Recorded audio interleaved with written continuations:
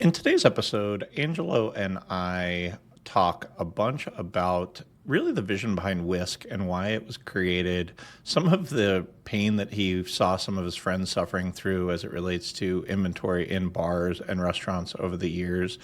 Angelo and I have known each other online for quite some time, but this is the first time he and I got a chance to sit down and talk. And my goodness, he's got so much to offer. I would encourage all of you to check out what he and the team built at Whisk, how it's really changing the game of inventory management and how you are going to do bar inventory, how you're going to do restaurant food service inventory, and how you're going to take one of your prime costs and ensure that you are staying above board with it and that you are continuing to make money in the right ways. If you don't know me, my name is Jeremy Julian. I am the Chief Revenue Officer for CBS North Star. We sell the North Star point of sale product for multi-units. Please check us out at cbsnorthstar.com. And now on to the episode.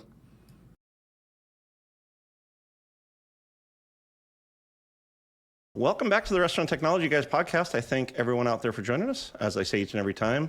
I know you guys got lots of choices, so thank you guys for joining us today. One of the biggest topics I talk to restaurateurs about is their prime costs. And our guest today is going to share with you some of the good and the bad and the ugly of restaurants and prime costs and why they've hurt themselves and done some really cool things with some software that he built. But Angelo, why don't you introduce yourself to our audience? Let's talk a little bit about who you are first before we jump into kind of what you guys have been doing. Awesome.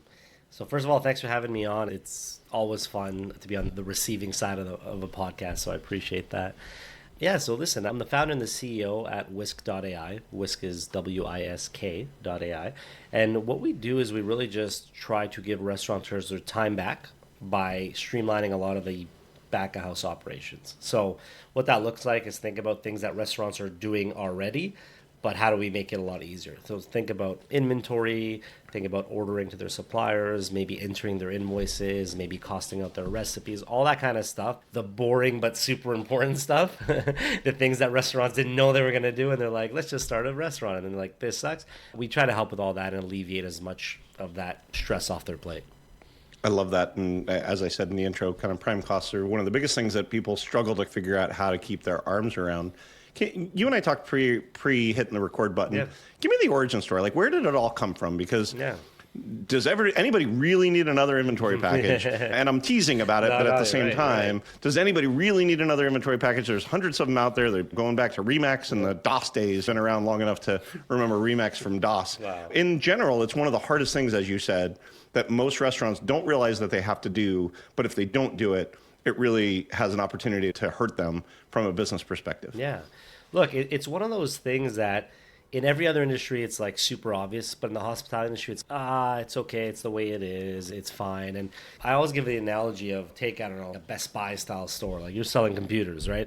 It's not that hard. It's like you're looking at, to make it simple, you have, I don't know, let's just call it an iPhone. iPhone 15, great. All the same color, cool. So you got 10 of those. At the end of the night, you check your inventory, you got 8. Oh, so we're missing 2. Let me check my sales. Oh, we sold 2. Perfect. Makes sense. But in the restaurant and bar world, the reason it's so hard and such a pain is because you're not just dealing with one-to-one, right? iPhone equals iPhone. You're dealing with hamburger equals some beef and a bun and a this and the sauce was made in a pre-batch, and so, or a cocktail. It could be many different things. So it's you're buying raw items and then you're building a finished product. So it becomes very hard to track. All this to say, the origin story of Whisk really, when we started, we now do food and beverage fully, but when we started, it was really focused on beverage. And I always joke around, like sometimes with some of my teammates, Whisk got me good. I started off with a project and here I am 10 years later. But the project at the time was, I wonder if I can help my friends in the industry with their bar inventory, because I realized they were doing it often, like either weekly, some of them even more often, but at the very minimum weekly. It was taking hours upon hours, and they were using pen and paper or Excel. And so I started going around and saying, okay, maybe it's just this nightclub friend. Let me talk to this high-end restaurant. And say, no, he's doing it like that. Okay, let me talk to this hotel. For sure, a hotel's got to have a system. No, they're also doing Excel. And what I realized, at least at that time, 10 years ago, it wasn't a budget thing. A lot of these restaurants were nice. They were busy. They had the budget. It was, I think the tech was not easy enough to use back then, that a lot of people tried tech and then they're like, forget it, and went back to pen and paper or spreadsheets. So when I started, it's funny, but I started as a project to say, I wonder if I can make something that's better than pen and paper and Excel that people would use. And so that was the mission, super hyper focused. It was just inventory and just bar inventory. So it was very much hyper focused on here's a bottle. What's the best way to figure out what's inside of this? Because most people just look at it and say, it's about a 0.3, it's about a 0.5, the old 10 thing method. And that was it. That's where it started. And then it evolved and we can get into it. But at the core of it, that was how Whisk was born.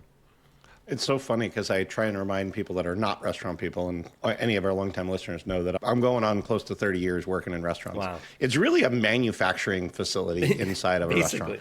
It's manufacturing. It's like the car manufacturer's got seats and steering wheel and tires and rims and all of that kind of stuff. Yeah. Very similar to the restaurant, but people don't think of it that way because, to your point, it's a bottle of tequila, it's some orange juice, it's all of these different components that will make up that drink, and they have to manufacture them on the fly, which makes it really challenging because the other thing that most people don't realize that aren't in the restaurant industry is that your prime cost, ultimately, moving them one single point on a restaurant doing $1 million in sales is a whole lot of money that's going to your bottom line.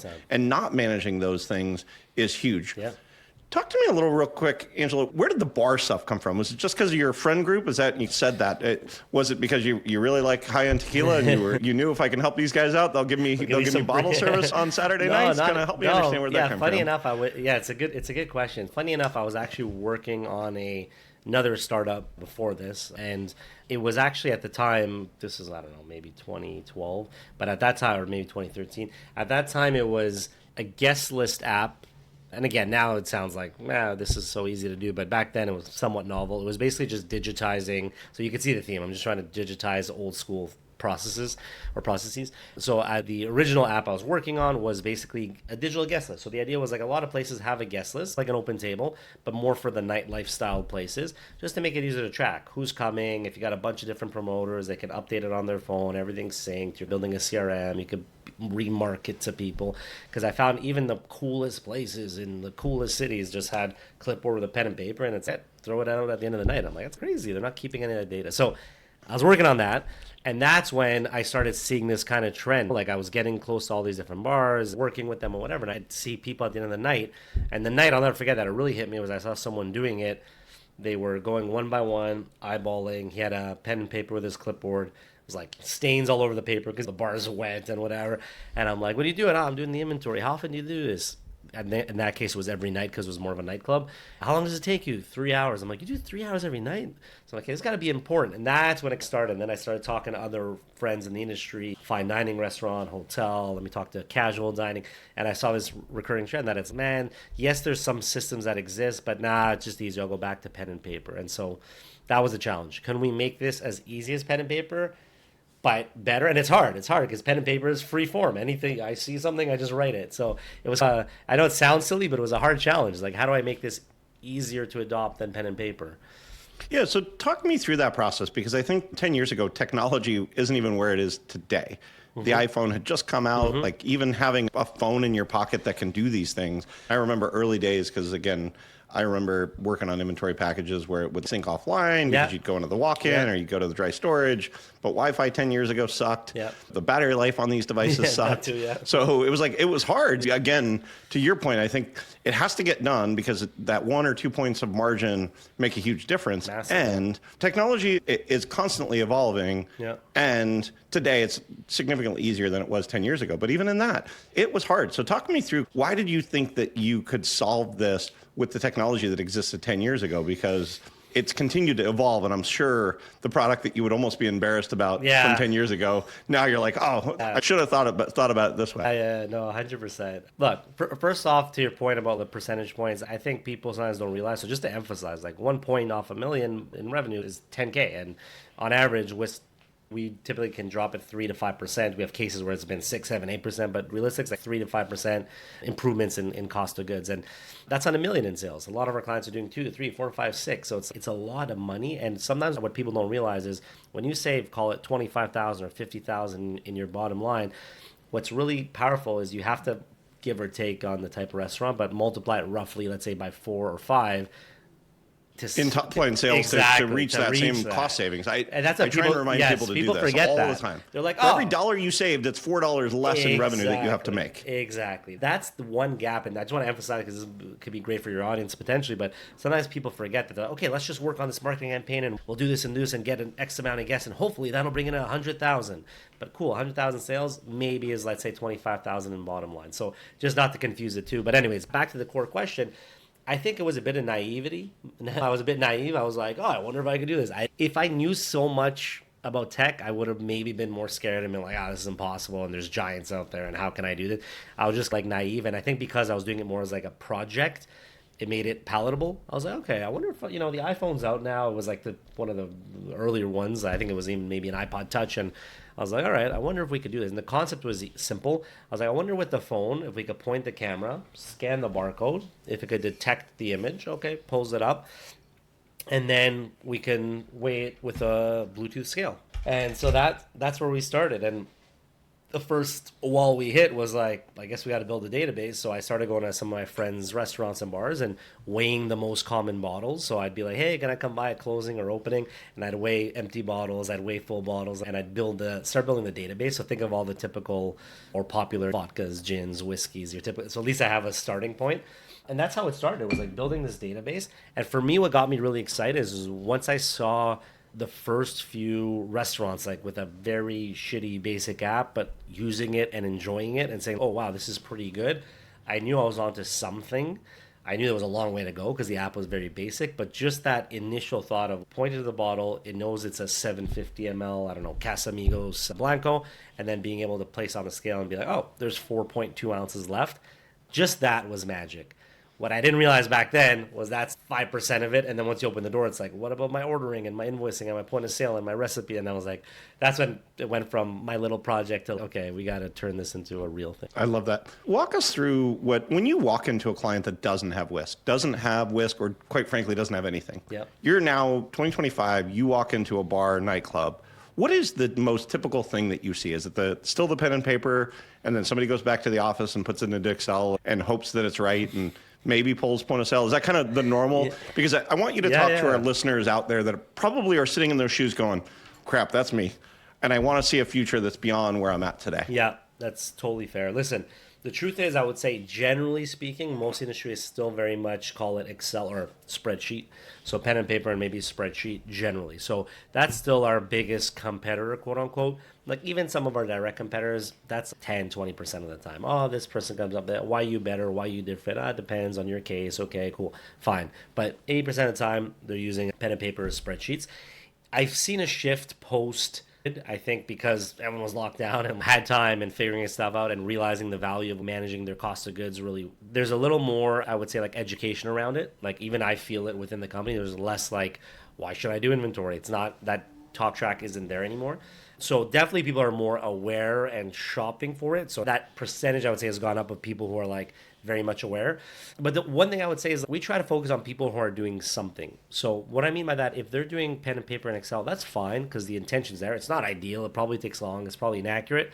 But those type of restaurants always end up loving Whisk, or the majority. There's always, you can't please everyone, but generally end up loving Whisk.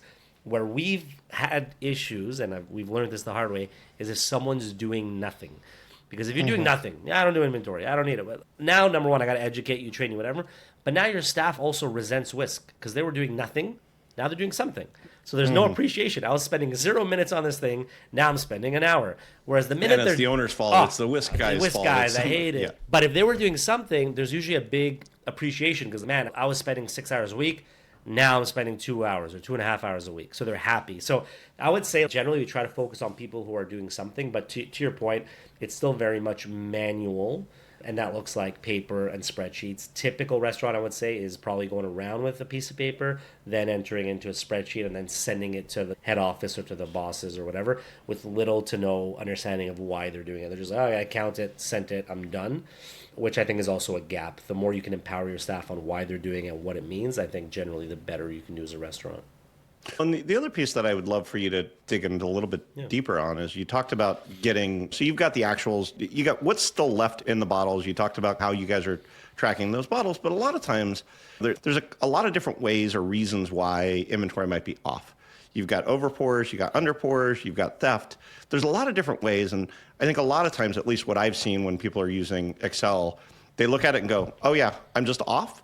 And they never go figure out the root cause of the problem. That's true. Talk me through that, because I think all too often, and again, part of the desire for this, I'd love for people to check out Whisk. Yeah. No questions asked. And they need to learn that, you know what, some of the stuff, even in Excel and pen and paper, there's times that your staff is doing the wrong thing and costing you $10,000 a year because they're overpouring the whiskey or whatever it might be. Yeah. Listen, an analogy I give sometimes is like pulling back the curtain, right? It's like you're using Excel. It's hard to find the mistakes. And when there is a mistake, there's this mentality where it's, okay, look, there's probably a mistake, but it's fine. It's probably just a mistake. Our beverage cost or our food cost is out of whack, but it's probably just a mistake. And then when it's good, you assume it's good. So there's this natural bias. And I've seen that happen, unfortunately, also with sometimes third parties. Don't get me wrong, third parties could be great, but I've seen that similar bias happen where you have a third party company come in and count for you. And when the report makes sense, you're like, cool, thank you. And the report doesn't make sense, you're like, you guys messed up somewhere. So there's like this kind of just natural bias of like data good, yay, data bad, it's a mistake. So what I recommend is this. The typical mistakes I see is a lot of systems out there, including pen and paper, but even some of our main competitors still rely on like shelf to sheet. So like I got this sheet, it's just maybe instead of a paper Excel, it's now their system or whatever, but it's still like I'm entering in this table what I see in front of me. And I'm trying to add things up because I got some tomatoes here and some there. So I'm like, okay, one case there, two, and I'm typing.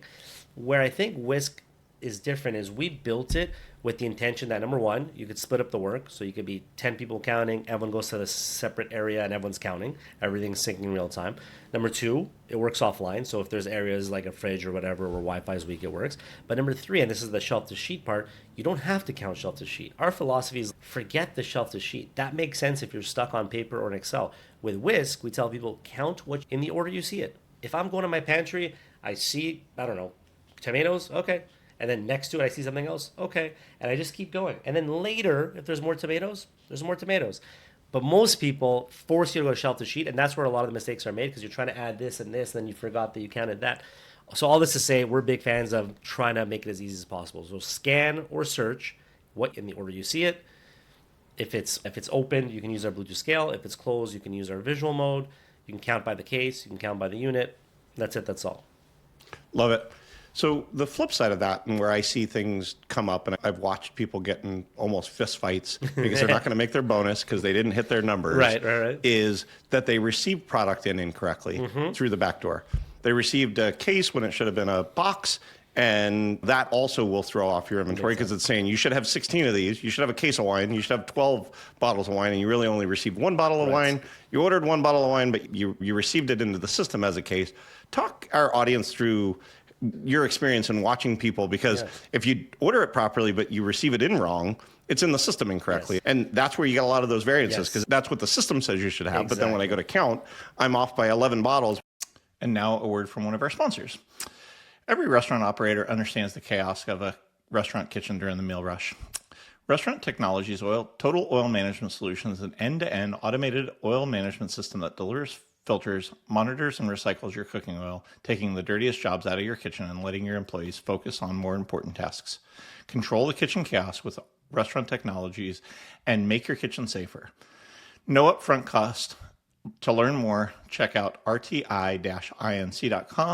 or call 888-796-4996. Yeah, you nailed it. I could tell you've been in the industry 30 years because you're hitting all the points you see all the time. Look, the truth is, this is how I like to explain it to restaurants and to people listening, is the formula is a formula, right? So whether you're using Whisk, pen and paper, a third party, it's like, guess what? They're going to count your beginning inventory. They're going to add your purchases. They're going to subtract your ending inventory. That's going to give them what we call consumption. Some people call it usage, whatever. And then we compare that to the sales, but the sales are speaking a different language, right? Yeah, they're theoretical. We need the recipe to convert to theoretical. And that's what we call the famous actual versus theoretical. So no matter what, you'll need that. Our philosophy is we think of each of those points and like, how can we make them as easy as possible?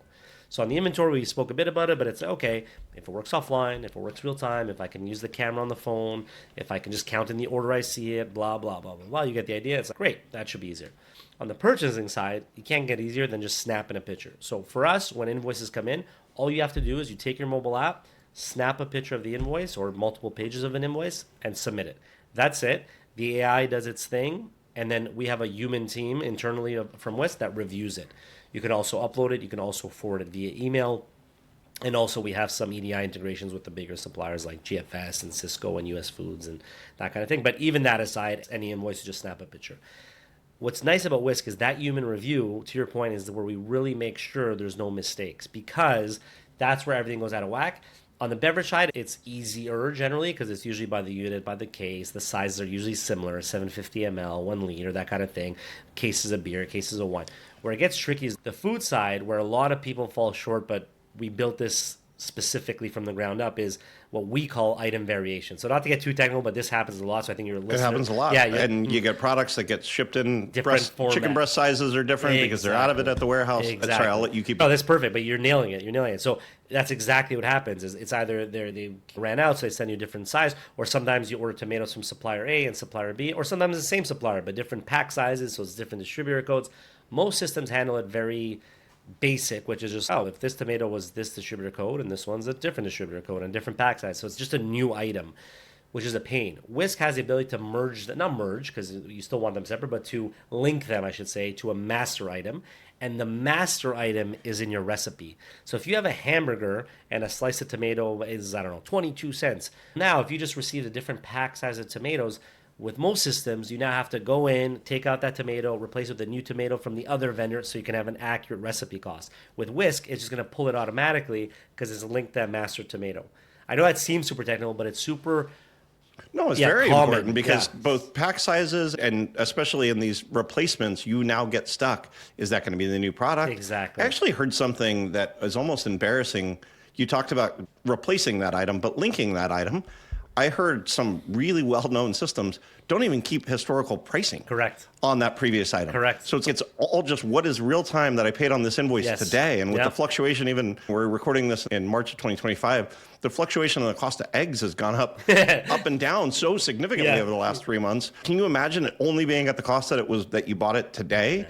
Versus what you bought it 2 weeks ago for. Yeah. So we keep it's that amazing. History, It's super What's important. that? Yeah, we keep the history, but it's true. I'm glad you called it out because there's a lot of, and by the way, biggest recommendation to people listening, if you're in the market or you're not, either you're not happy with your current system, even if it's pen and paper, or you're just in the market or you're curious, I say this full transparency, book a demo with WISK and book a demo with a few other people in the industry, because what makes a difference is the demo. And on the demo, this is my biggest advice I can give people listening, is don't be shy to really ask, how does this work? Can you show me that?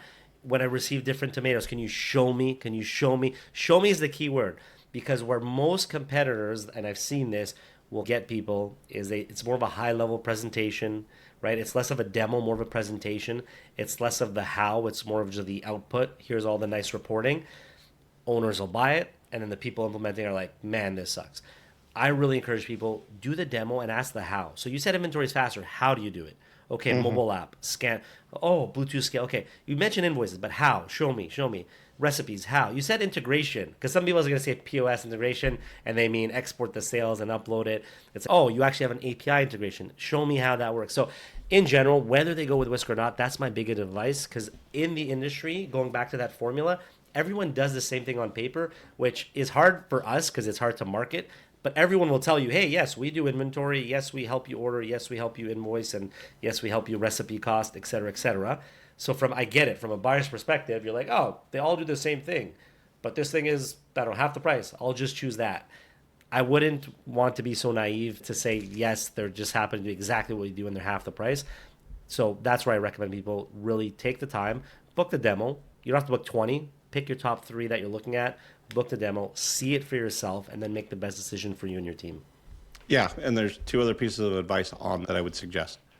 Before you book the demo, define your requirements. Yes. Are you doing just bar inventory? Are you doing full theoretical? Are you doing down to slices of tomatoes? Or am I just doing the protein that's on the patties? Yep. Because unfortunately, I think people try and bite off too much. Yes. They go from zero or they go from pen and paper to biting off too much because they got a new system now and it's going to make life easier. And then they give up after. It's like the diet by February 15th. Nobody's dieting from their New Year's resolution. So Same true. idea with inventory. The other thing I would tell you is just to be careful that you don't just go with your broadliners suggestion. Because unfortunately, the broadliners have been known to play around with pricing from time to time. Contract pricing doesn't necessarily get honored, whereas somebody that's independent of your broadliner, and I'm not suggesting that they're all bad, but they need to be held accountable to both the contract pricing and to what those items are, whereas you guys can help them with that as it goes into those things. So those are two other pieces of advice that I'm sure you would say as well. Yes, 100% agree. 100%. And just to echo the first one, because that one, I'm so passionate about that one that I made a YouTube video about it, but literally, I tell people, sometimes people get lost in the demo. And the best example is like when choosing a POS, but same thing with inventory. But they'll be like, oh, I'm looking at this and this. And then they end up getting distracted with bells and whistles. So I tell people, write down what's your top like non-negotiables. If the most important thing was like, I got to be able to split the bills easily, but someone else is showing you about, I don't know, their online ordering. Don't get distracted. Stay focused because no one's going to do everything amazing. So stay focused. And so our example would be like if someone's a full service restaurant and they have a wine program and they have food, and then someone else is has one or two little features that might be a little better than Whisk on the food side, but I don't know, 50% of your sales are coming from alcohol. Maybe you're going to lean towards Whisk because that's important to you. Agreed. And yes, take that advice because that's really something I've seen people make a mistake on over and over again. And I tell people all the time, because we do sell POS, is write down what Whisk can do when you're looking at it. Because unfortunately, by the time you're through your third demo, you're like, was it Whisk that did that? Their competitor that did that. And then they come back to your implementation team and go, you showed it to me. It's like, we don't even have that feature, so I promise you we didn't show it to you. Because that happens a lot in the POS world. And you know what I'll throw in? Because this actually just happened recently. I won't name the competitor, but there was a big established competitor of ours.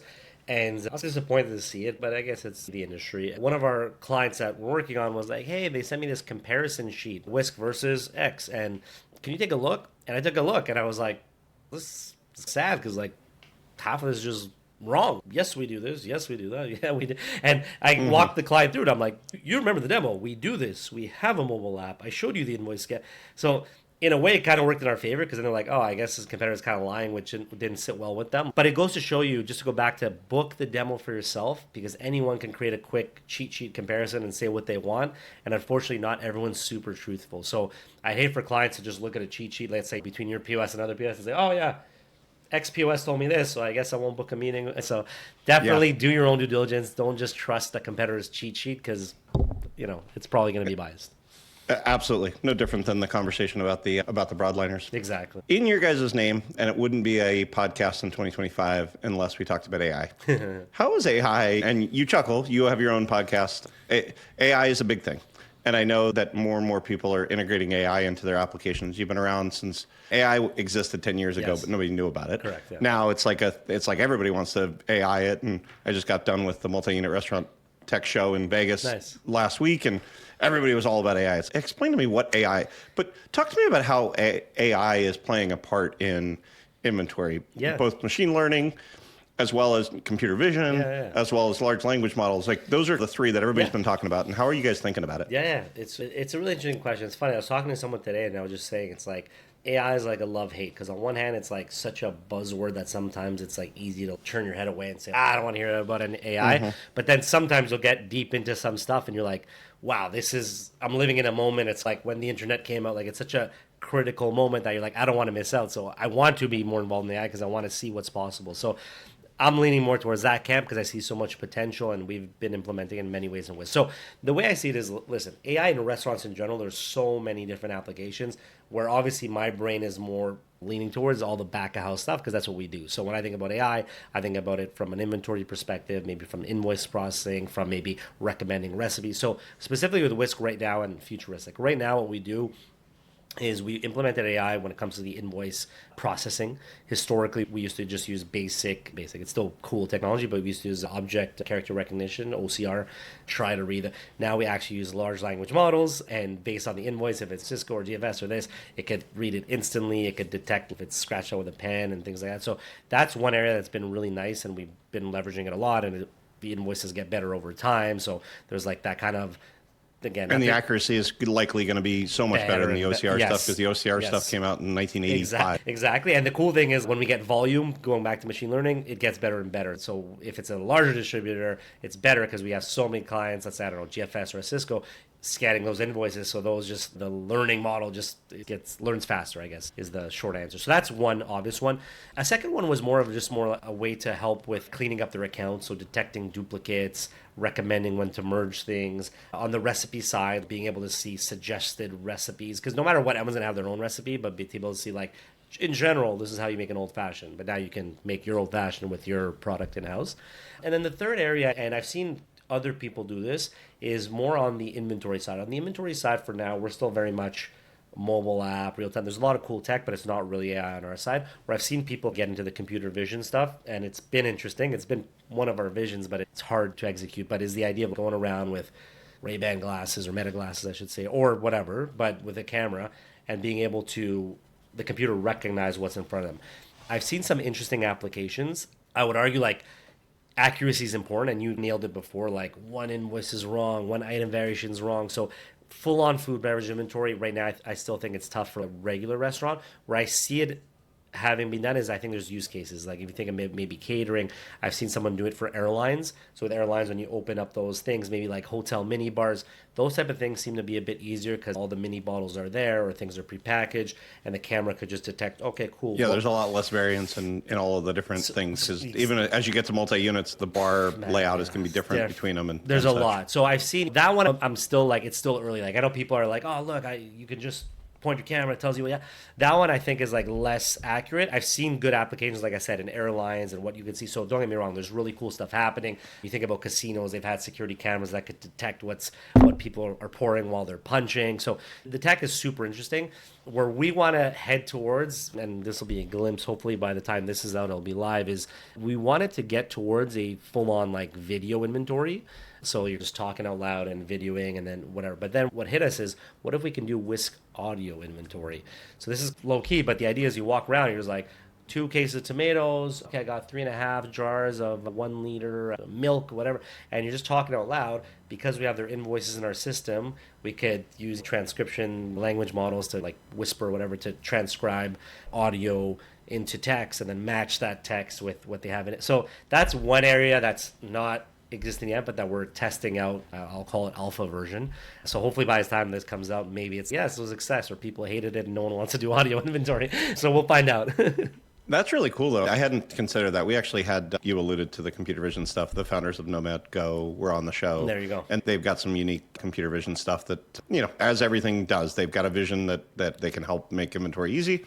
And they're working on it, and we'll see how it pans out. I think, is there anything I missed, I guess, as far as Whisk and where you guys are at? Yep. Other than love to let the listeners know how to get in touch with your team to learn 100%. more. Look, the one thing I'd say is I know just by default we ended up talking a lot about the bar side. So one thing just to emphasize is Whisk started on the bar side, and then about 5 years ago we launched the food side. So Whisk now today, sometimes people don't know this, but really to emphasize is not, oh yeah, we can, if you have some bar snacks, we could do. No, we can go full on food, multi-unit QSRs, or a full-on full-service restaurant, food menu, batches and prep items, and they create their own aioli and this, and I buy my fish and my yield is that, not to get crazy, but we do all that. Just to be clear, awesome. I just want to emphasize to the listeners out there, we do full-on food and beverage management, and we help with everything inventory, ordering, invoice related. And the nice thing is we integrate with about 60 point-of-sale systems. So that's just to really just emphasize, because I know by default I always give beverage examples and cocktail examples, but we go full on the food side and have food only clients as well.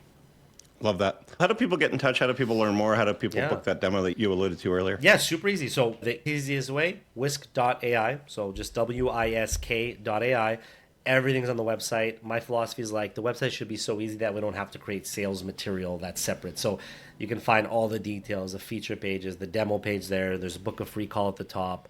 One thing we've been testing after hours, speaking about AI, is a AI qualifier, which has been pretty fun. During hours, of course, we're going to answer, and we made it clear it's a bot. We don't want people, we're not trying to trick people. It's just, hey, it's after hours, we're not here.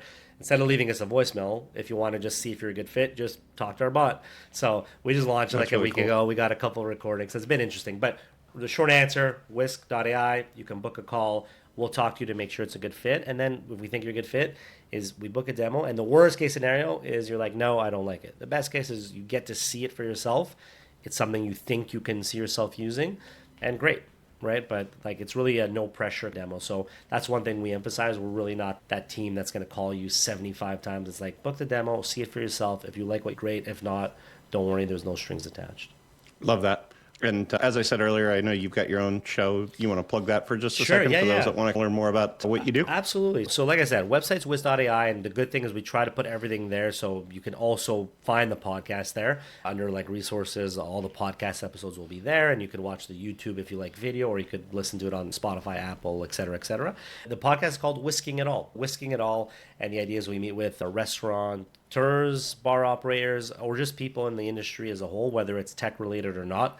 So we've had people that operate 200 franchise locations, to just like a hospitality group that might have 15 locations, to tech related businesses. We're going to have you on the show soon, so that'll be fun. Or maybe by the time this airs, maybe you already have been on the show.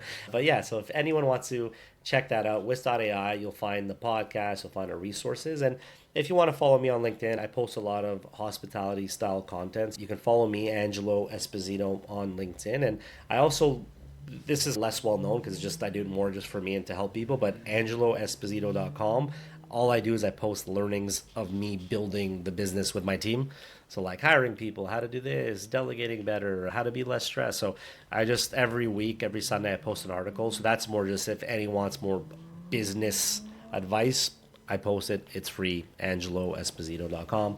But if not, everything can be found on whisk.com. Thank you for, like I said, when you and I, before we hit the record button, I've been watching your journey over the last couple of years. You've had some people that, one, have been on the show, two, friends of mine. And so I reached out just to say, hey, how do I learn more? Because at the end of the day, whether people use Whisk or not, a lot of the principles of what you talked about, they have to do in order to run a successful restaurant. So thank you for that education. To our listeners, guys, thank you guys for hanging out with us this week. If you haven't already subscribed, please do so on your favorite player. Angelo, thank you so much. And to our listeners, make it a great day. Thank you for having me. This is great.